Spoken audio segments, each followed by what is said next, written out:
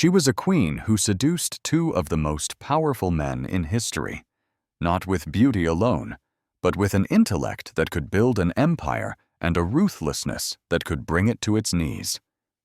What was her secret? Subscribe and hit the notification bell to unravel the full dramatic story of Cleopatra and improve your English along the way.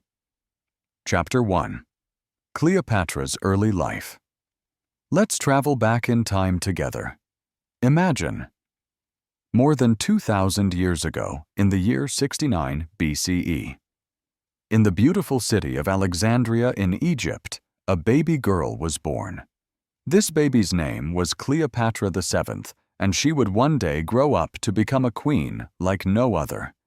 But before she ruled, she was just a little girl with very big dreams. Cleopatra was born into a royal family.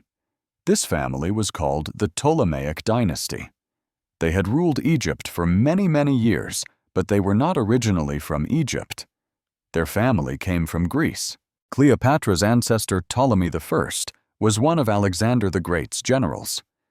When Alexander died, this general became the king of Egypt. So you see, Cleopatra's family was a mix of two cultures, Greek and Egyptian. Her father was King Ptolemy XII. We believe her mother was Cleopatra V, but historians are not completely sure about who her mother was. Cleopatra grew up in a magnificent palace, a place surrounded by luxury.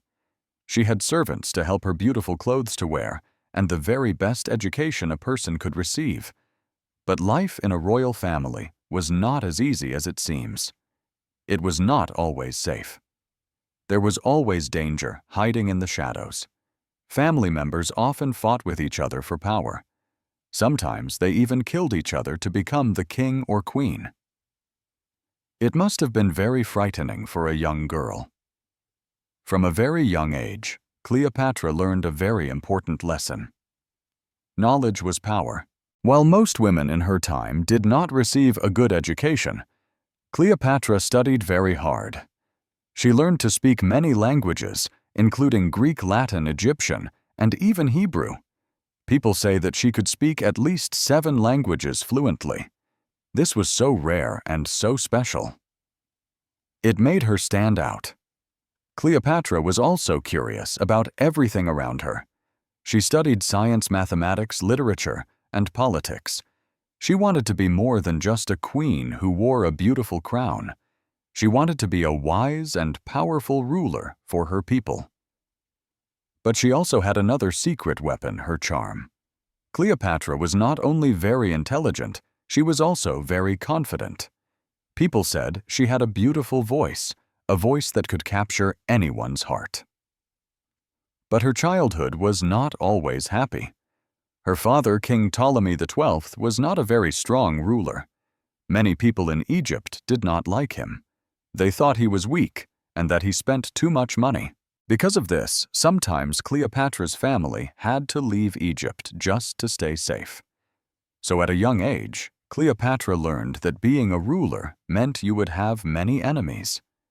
When Cleopatra was around 14 years old, her life changed forever. Her mother disappeared. Some people say she died, while others believe she was killed. Then her father became very sick. Soon Cleopatra would have to fight for the throne. She was still just a teenager, but she was already preparing herself to become a queen. What made Cleopatra different from the other rulers in her family? It was her deep love for Egypt. Even though she was part of a Greek family, she respected Egyptian traditions and beliefs. She was the first ruler from the Ptolemaic dynasty to learn the Egyptian language. She even presented herself as the goddess Isis, who was a very powerful and loved figure in Egyptian mythology. By the time Cleopatra was a young woman, she was ready to rule. But ruling Egypt would not be easy. She had enemies inside her own family and outside her kingdom. She knew she would have to be brave. She would have to be clever. And she would have to be very, very strong. And so the story of Cleopatra's rise to power begins. Chapter 2. Cleopatra becomes queen. Cleopatra was not an ordinary young woman. From the very beginning, it seemed her destiny was to be a ruler. But the path to becoming a queen, oh, it was not a simple one. It was a journey filled with danger, betrayal, and very clever plans. Let me tell you how Cleopatra became the queen of Egypt. When Cleopatra was 18 years old, her father, King Ptolemy XII, passed away. In his will, the document that says what should happen after he dies, he declared that Cleopatra would rule Egypt. But she would not rule alone. She had to share the throne with her younger brother, Ptolemy XIII. He was only 10 years old. Yes, in ancient Egypt, it was common for brothers and sisters to rule together even when they were very young. But Cleopatra did not want to share her power. She truly believed that she was more capable and much smarter than her brother. She had spent her life studying languages, history, and politics, while her brother was still just a child with no real experience. Cleopatra knew that she had to take control if she wanted to protect Egypt and rule it in the way it deserved. At first, Cleopatra tried to work with her brother, but very soon his advisors started to plot against her. These advisors did not like the idea of a strong, intelligent woman ruling Egypt. They wanted Ptolemy XIII to have all the power because a young boy would be much easier for them to control. Cleopatra's life quickly became very dangerous. She was forced to leave the royal palace in Alexandria. She had to flee to the desert. Can you imagine this Cleopatra, the rightful queen, was now wandering in the hot, dry desert? She had only a few loyal followers with her. She had no home, no army, and no throne. But Cleopatra was not the kind of woman who gives up. While she was in exile away from her home, Cleopatra began to make a plan. She knew she could not take back her throne all by herself. She needed help, and she needed to think fast. Luckily, at this time, a powerful Roman general arrived in Egypt. His name was Julius Caesar. Caesar was one of the most famous and influential men in the entire world, and Cleopatra saw an opportunity. Cleopatra decided she must meet Caesar, but she knew she had to do something dramatic to get his attention. She could not just walk into the palace, because her enemies, her brother's advisors, would surely stop her. So she came up with a very bold and very clever idea. One night, Cleopatra had her loyal servant wrap her in a large carpet. Yes, a real carpet. Then the servant carried this carpet into Caesar's private rooms, pretending it was a gift. When the carpet was unrolled out came Cleopatra. She appeared looking stunning and full of confidence. Imagine Caesar's surprise. This beautiful, intelligent young woman suddenly emerging from a carpet. Cleopatra spoke to Caesar with great charm and intelligence. She told him about her struggles, about her deep love for Egypt, and about her dreams of becoming a great queen. Caesar was very impressed. He saw that Cleopatra was not just beautiful. She was also brilliant and ambitious. He saw a fire in her eyes. Caesar agreed to help Cleopatra get her throne back. Together, they planned a way to defeat her brother Ptolemy XIII and his advisors. Cleopatra's enemies did not stand a chance against the combined forces of Cleopatra and the great Julius Caesar. After a fierce battle, Ptolemy XIII was defeated. Cleopatra was restored as the Queen of Egypt. But Cleopatra was not just satisfied with getting her throne back. She wanted Egypt to become powerful and respected again. She started working very closely with Caesar to strengthen her country. She introduced new policies, she improved trade with other countries, and she built a strong relationship between Egypt and Rome. Chapter 3. Cleopatra and Julius Caesar. Cleopatra was now the Queen of Egypt again. But her life was far from peaceful. She had won her throne back with the help of Julius Caesar, one of the most powerful men in Rome. But their story was not just about politics. It was also a story about love, ambition, and danger. After Cleopatra defeated her brother with Caesar's help, she became the most powerful person in Egypt. But she did not want to just rule Egypt. She wanted to make her country strong and respected all across the world. She knew that having a powerful friend like Caesar by her side could help her achieve these dreams. Cleopatra and Caesar spent a lot of time together after the battle. When they were together, they talked for hours. Cleopatra admired Caesar's strength, his intelligence, and his amazing ability to lead armies. And Caesar, he admired Cleopatra's beauty, her charm, and her incredibly clever mind. Even though Caesar was much older than Cleopatra, he was around 52 years old while she was only 21. Their connection was very strong. Cleopatra invited Caesar to stay in Egypt for a while, and he agreed. Together, they explored the beautiful city of Alexandria. They sailed down the long, winding Nile River on a magnificent boat. They talked about their plans for the future. Cleopatra showed Caesar the rich culture and history of her country, and Caesar was truly impressed. He saw that Egypt was not just a land of deserts and pyramids. It was a powerful and wealthy country with great potential. During this time together, Cleopatra became pregnant. In the year 47 BCE, she gave birth to a son. She named him Ptolemy Caesar, but most people called him Caesarion, which means Little Caesar. Cleopatra believed that her son Caesarion would one day unite Egypt and Rome, creating a powerful new empire. She wanted her son to be a symbol of strength and unity. But their happiness did not last forever. The relationship between Cleopatra and Caesar caused a lot of problems. Many powerful people back in Rome did not like the idea of their leader Caesar being so close to a foreign queen. They thought Cleopatra was trying to take control of Rome through Caesar. Some even called her a dangerous temptress, a woman who used her beauty to get what she wanted. Caesar decided it was time for him to return to Rome. But he did not leave Cleopatra behind. Instead, he invited her to come with him. Cleopatra, who was always bold and fearless, agreed. She traveled to Rome with their son Caesarion and a grand entourage. Imagine the scene: Cleopatra arriving in the city of Rome with golden chariots, exotic animals from her homeland, and beautiful Egyptian servants. She wanted to show the Romans the great wealth and power of Egypt. In Rome, Cleopatra lived in a luxurious villa that Caesar provided for her.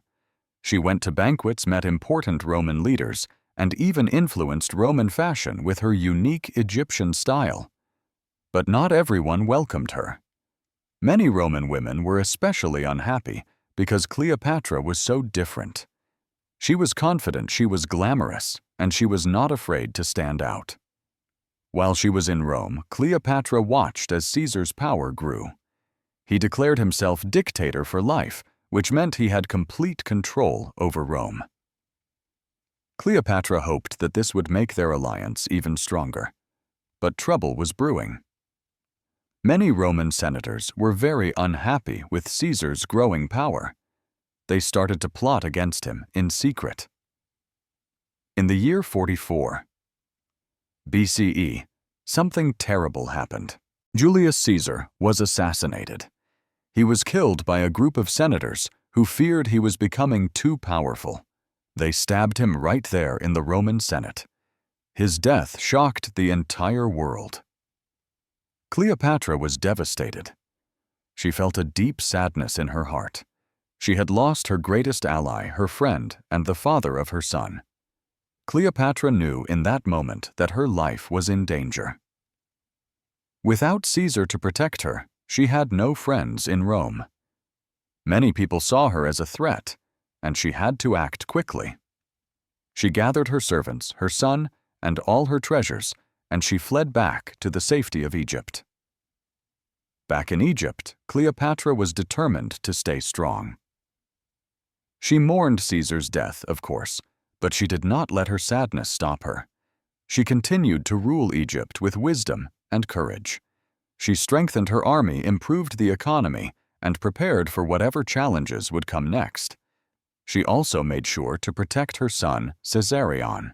She wanted him to grow up to be a strong leader, one who could one day fulfill her dream of uniting Egypt and Rome.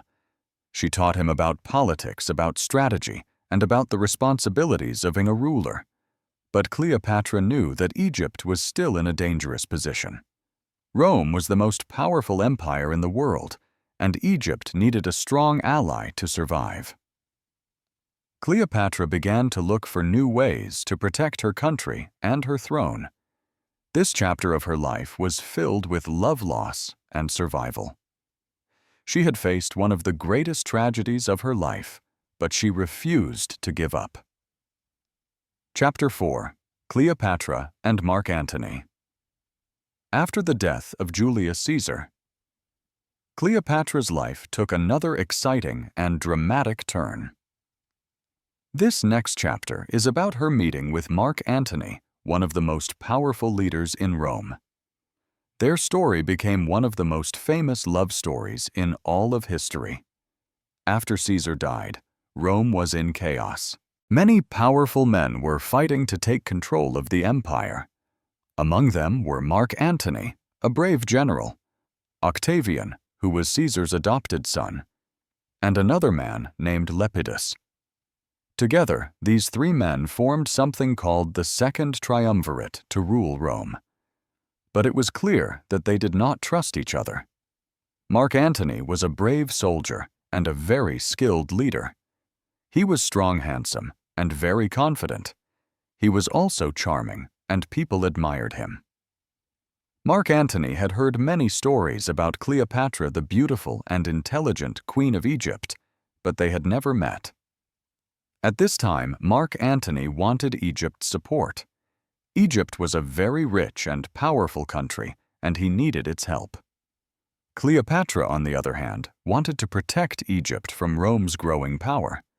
She knew that building a strong alliance with Mark Antony could help her do that.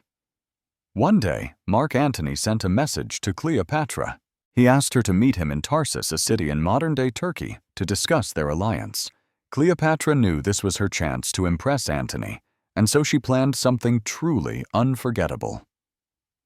When Cleopatra arrived in Tarsus, she did not just come as an ordinary queen. Oh no, she made a grand entrance that would leave everyone speechless. Cleopatra sailed to Tarsus on a beautiful golden ship. The ship had silver oars and large purple sails.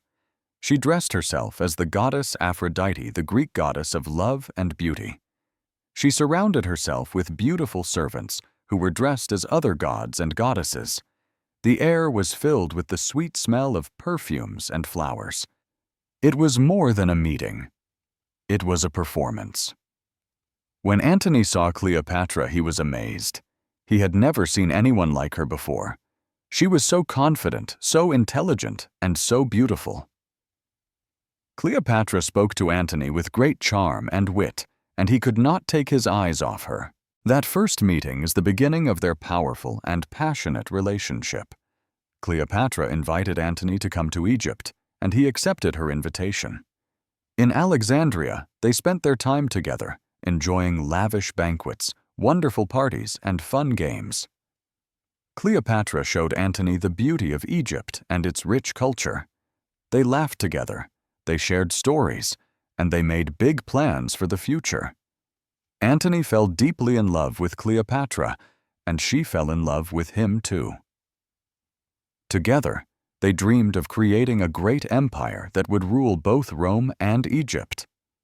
Cleopatra believed that with Antony by her side, she could protect Egypt and make it more powerful than ever before. But their relationship was not just about love. It was also about politics. Antony needed Cleopatra's wealth and resources to support his military campaigns, and Cleopatra needed Antony's power to protect Egypt from its enemies. They both knew that they were much stronger together. Cleopatra and Antony's love for each other grew stronger, and they even had 3 children together. They had a son named Alexander Helios, a daughter named Cleopatra Selene, and another son named Ptolemy Philadelphus. Cleopatra was so proud of her family. She believed her children would one day rule a great empire. However, not everyone was happy about their relationship. Back in Rome, Antony's alliance with Cleopatra made many people very angry, especially Octavian. Octavian saw Cleopatra as a serious threat. He accused her of trying to take control of Rome. He began spreading rumors that Cleopatra had bewitched Antony, that she had used her beauty and charms to control him. Antony's alliance with Cleopatra also caused problems in his personal life. He was already married to Octavian's sister, a woman named Octavia, but he chose to stay in Egypt with Cleopatra instead. This created a lot of tension between Antony and Octavian, and their rivalry grew stronger and more dangerous. The tension between them eventually led to war. Octavian declared that Cleopatra and Antony were enemies of Rome, and he sent his powerful army to fight them. Cleopatra and Antony prepared for the battle, knowing that everything they had worked for was now at stake. Chapter 5. The Fall of Cleopatra and Mark Antony. Cleopatra and Mark Antony were ready to fight. They were ready to fight for their love, for their dreams, and for their kingdoms. They stood together as a powerful couple determined to protect everything they had built. But their final chapter was filled with betrayal, heartbreak, and a kind of courage that would inspire people for centuries. Octavian, their greatest enemy, was determined to destroy them. He wanted to take control of rich Egypt and stop Antony from gaining any more power. Octavian's army was strong, disciplined, and very well prepared for war. Cleopatra and Antony, however, were not going to give up without a fight. They decided to face Octavian in a great naval battle, a battle at sea. This famous battle, known as Amaze, the Battle of Actium, took place in the year 31 BCE near the coast of Greece. Cleopatra brought her fleet of powerful Egyptian ships, and Antony brought his Roman forces. Together, they believed they could win. The day of the battle arrived. The sea was filled with ships, soldiers, and weapons. It was a chaotic and terrifying scene. Cleopatra and Antony fought bravely, but Octavian's army was just too strong. During the battle, in the middle of all the fighting, something unexpected happened. Cleopatra's ship suddenly turned and sailed away.